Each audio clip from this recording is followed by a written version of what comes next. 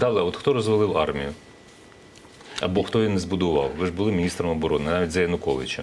Значить, дивіться, то тут якраз відповідь абсолютно очевидна. В 2005 році, коли наша команда прийшла в Міністерство оборони, я видав наказ, він діє дотепер, який змушує, незалежно від прізвища, міністра за попередній рік публічно звітувати. Показують показники бойової підготовки, коли пішли гроші і так далі. Цей документ письмовий, двома мовами, англійська, українська, називається «Біла книга. Оборонна політика України». 5-й рік, 6-й рік, 7-й, коли ми були і далі.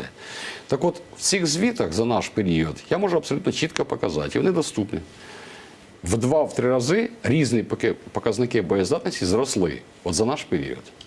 А чому ж вона виявилася розваленою? Да? От тут, перше, була зруйнована система управління армією. Наприклад, в наш період був створений орган управління, об'єднане оперативне командування.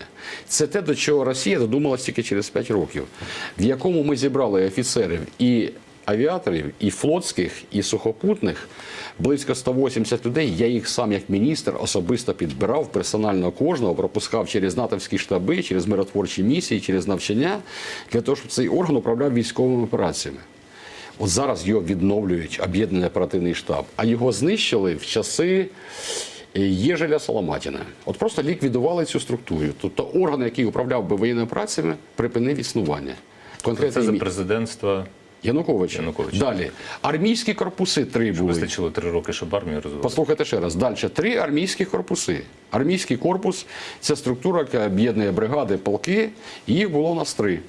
Я не військовий, мені що корпуси. Це приблизно 60... Ні, це важлива структура оперативного рівня. Їх ліквідували.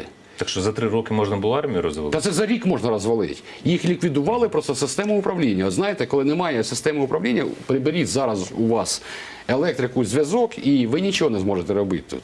От так само тут. Прибрали систему управління. Далі.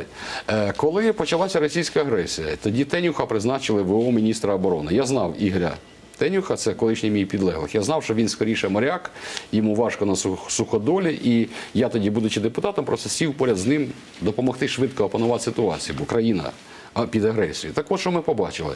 Смуга від Чорнобиля аж до Херсона не прикрита з повітря. Зенітно-ракетний комплекс дальньої дії С-200. Це з півночі на південь цілком і повністю. Послухайте, так я ж кажу, дальність їх до 300 кілометрів.